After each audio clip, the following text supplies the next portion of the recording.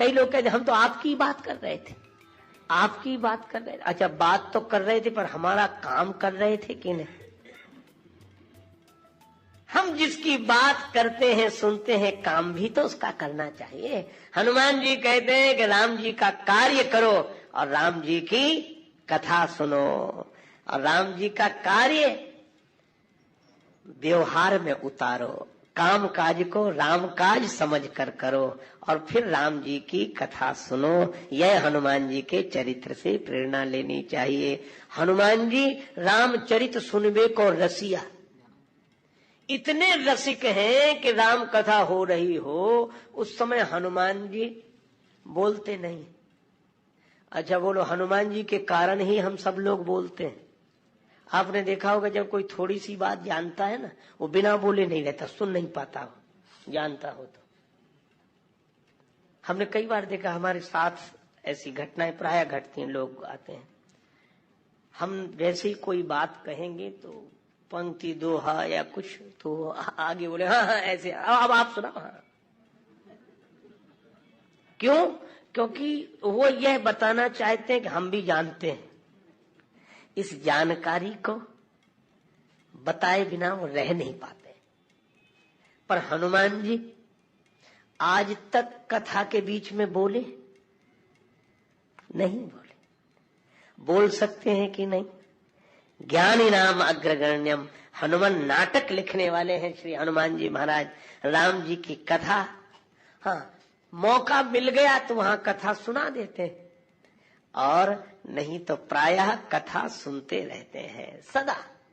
और इतनी कथा सुनते हैं, हनुमान जी जैसा श्रोता कोई नहीं। अगर एक ही समय में दो जगह कथाएं हो रही हो तो आप कहोगे कभी यहाँ चलेंगे वहां चले, कभी सोचेंगे आज यहाँ तो कल वहां। लोग कहते हैं कि हम कल नहीं आ पाए, कल वहां चले गए थे, आज यहाँ आए। पर हनुमान जी यत्र यत्र रघुनाथ कीर्तनम तत्र तत्र कृत मस्तकांजलिम वाष्पवारी परिपूर्ण लोचनम मारुतिम नमत राक्षसांतकम। हनुमान जी बराबर कथा में रहते हैं, राम कथा में रहते हैं। आज भी है, अभी भी है। जहां जहां राम जी की कथा वहां वहां हनुमान जी अवश्य अवश्य अवश्य रहते हैं। एक सज्जन बोले रहते हैं तो दिखते क्यों नहीं? हमने कहा कि दिखते, उन्होंने दिखना बंद कर दिया, रहते तो अभी भी। बोले दिखने से उनके साथ एक घटना घट गई थी। रत्नावली जी के वियोग में व्यथित होकर ससुराल पहुंच गए रात्रि के समय। मुर्दे को नाव समझकर, सांप को रस्सी समझकर पहुंच भवन में प्रिया के सन्मुख खड़े थे खोए खोए। रत्ना बोली मैं तो जागी, आप अभी तक सोए। त्यागो काम राम की भक्ति करो निर्मल सी। त्रो में प्रेम जल भर आया। रत्नावली जी को हाथ जोड़कर प्रणाम किया। तुमने ज्ञान दिया है, भगवान से जोड़ा है, धन्य हो तुम। और सचमुच रत्नावली माता की बड़ी महिमा।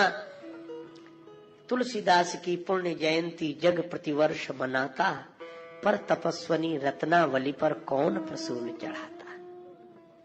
रामायण के अमर प्रणयिता को मिल श्रद्धा सुमन चढ़ाओ, पर रत्ना के अमर त्याग को याद करो तुम भूल न जाओ। वह नारी कितनी महान थी जिसने प्रणयी संत बनाया, और यौवन की अनुपम बगिया में असमय ही पतझार बुलाया। और तुलसीदास जी ने रत्नावली माता के वाक्य को परम प्रमाण मानकर प्रस्थान कर दिया प्रभु प्राप्ति की दिशा में। पर इसका अन्यथा अर्थ भी लोग लेते। एक बोले तुलसीदास तो कुछ नहीं थे, वो तो पत्नी ने फटकार दिया सो महात्मा हो गए, बाकी कुछ नहीं थे, कुछ नहीं। एक सज्जन ने बड़ी अच्छी बात कही।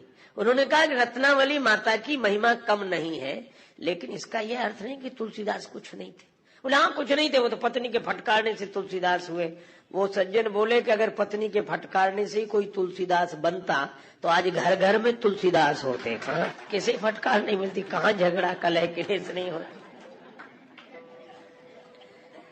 अरे दिए में तेल हो, बत्ती हो, माचिस की एक तीली काफी है, दिया जल जाता है। और जिसमें न तेल है न बत्ती है, पूरे माचिस की तीलियां रगड़ डालो, क्या होने वाला है। तो तुलसीदास जी तो ऐसे कि एक वाक्य में मुड़ गए और भगवान से जुड़ गए।